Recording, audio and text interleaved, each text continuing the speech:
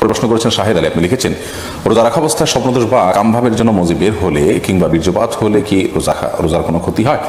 রোজার মধ্যে কামভাবের কারণে যদি কারোর মজি বের হয়, যেটাকে আঠালো কিছুটা আঠালো পানির মতো যে পদার্থ যদি বের হয়, তাহলে সেক্ষেত্রে তার ফলশ্রুতিতে রোজা ভঙ্গ হবে না।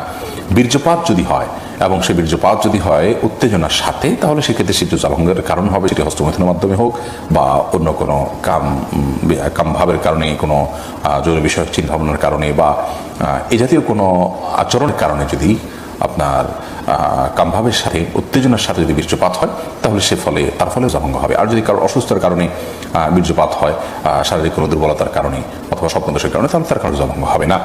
তবে মজি যেটা কিছুটা আঠালো পানির মতো, সেটি বের হওয়ার ফলে, যেটা বীর্য নয়, শুভ্র সাদা নয়, সেটি বের হওয়ার ফলে রোজা ভঙ্গ হবে না। তবে সেটি বের হলে অজু ভঙ্গ হবে। তবে রোজা রেখে আপনার মজি বের হতে পারে এরকম কোনো চিন্তা ভাবনা, কল্পনা বা আচরণ থেকে বিরত থাকা উচিত। সিয়ামের যে মূল লক্ষ্য আছে, সেই লক্ষ্য সাধনের স্বার্থে এবং প্রয়োজন।